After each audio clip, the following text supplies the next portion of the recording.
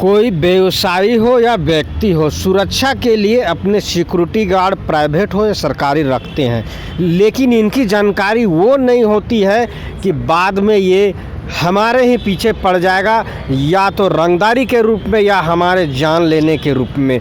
इसी वाक़या आज देखने को मिला सुखदेव नगर और पंडरा थाना क्षेत्र में, जो आज गिरफ्तारी हुआ, जिसके लेकर के एसएसपी ने जो बताएं वो एक सनसनीखेज मामला है कि अपने ही मालिक से सिक्योरिटी गार्ड ने 40 लाख की रंगदारी मांगी, और रंगदारी मांगने के पीछे क्या कहानी है ये एसएसपी द्वारा बताया गया। सुनिए। व्यवसायी से 40 लाख रुपए की रंगदारी मांगी जा रही थी और जान की धमकी दी जा रही थी, जान से मारने की।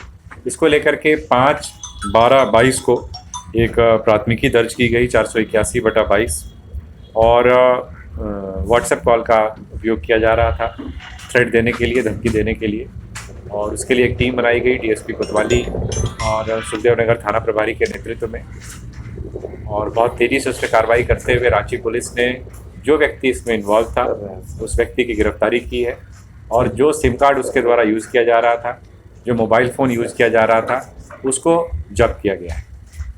एक प्रकार से इस पूरे कांड का खुलासा किया गया है। इसमें यह पाया गया कि बेसिकली एक सिक्योरिटी गार्ड, ये जो प्रतिष्ठित जो दुकान के मालिक हैं, उस दुकान में एक लंबे समय से, बहुत पुराने समय से एक सिक्योरिटी गार्ड के रूप में कार्य कर रहा था। उसका यह लड़का है, और यह भी बहुत दिनों से उस दुकान और दुकान के जो मालिक हैं उनसे वाकिफ़ था। इसको ऐसा लगा कि ये एक इजी टारगेट हो सकता है और एक इजी मनी का माध्यम हो सकता है। इसको ध्यान में रखते हुए उसने पहले एक सिम कार्ड का, एक तरीके से कह सकते हैं कि जुगाड़ किया, और उस सिम कार्ड के आधार पर फिर व्हाट्सएप नंबर बनाया और उसके माध्यम से कॉल करके वो पैसे की उगाही करने की कोशिश कर रहा था। इसी दौरान वो पकड़ा गया और उसकी गिरफ्तारी की गई है और उसे न्यायिक हिरासत में भेजा।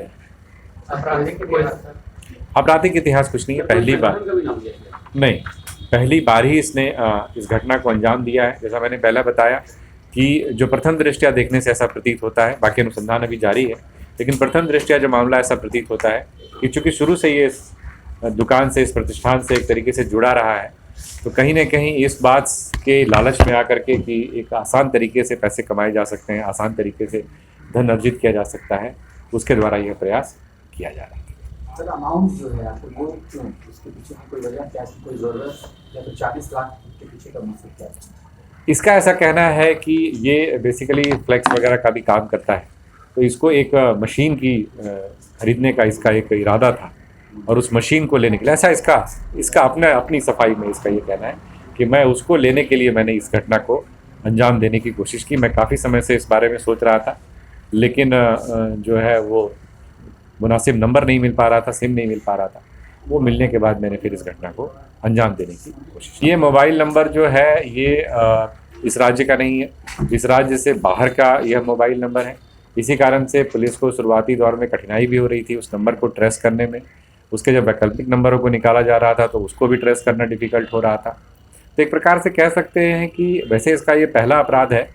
पहले एक मामले में, हालांकि इसका नाम आ चुका है, एक एफआईआर के मामले में सुखदेव नगर पंडरा क्षेत्र में एक चोरी के मामले में इसका नाम पूर्व भी प्राथमिकी में आ चुका है। लेकिन इस प्रकार की जो घटना अंजाम दिया इसने, तो एक तरीके से कह सकते हैं कि प्लानिंग के साथ अंजाम दिया, क्योंकि जो तकनीकी पहलू होते हैं उसको ध्यान में रखते हुए कि पुलिस को किस प्रकार से चकमा दिया जा सकता है, उसका पूरा इसने ख्याल रखने की, पूरा ध्यान करने की कोशिश की। लेकिन इसके बावजूद पुलिस की कार्यकुशलता से यह पकड़ा गया। इसका ऐसा कहना है कि यह सिम कार्ड जो है इसे कहीं से मिला था, लेकिन इस बात की तफ्तीश की जा रही है कि यह सिम कार्ड इसे किस प्रकार से प्राप्त हुआ था या किस प्रकार से उपलब्ध। कहाँ से पकड़ा गया है? ये पंडरा थाना क्षेत्र से इसकी गिरफ्तारी हुई। नाम क्या बताया? अनुसंधान कर रहे हैं, अभी तक इसमें एक ही व्यक्ति की संलिप्तता की। नाम क्या बताया था ये?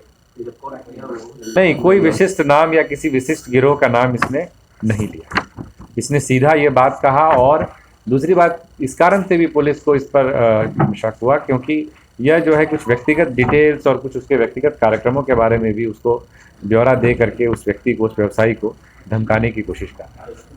तो इससे भी कहीं ना कहीं ये बात सामने आ रही थी कि ये कहीं ना कहीं जानकार व्यक्ति है या आसपास से उस पर निगरानी रखता है। क्षेत्र में नए चेहरे सामने आते रहते हैं। अपराध एक ऐसी चीज़ है, जैसे जैसे समाज भी इवॉल्व करता है, लगातार चीज़ें बदलती रहती हैं, तो अपराध के भी नए स्वरूप और नए अपराधी भी किसी न किसी रूप में सामने आने की कोशिश करते हैं, आपराधिक घटनाओं को अंजाम देने की कोशिश करते हैं।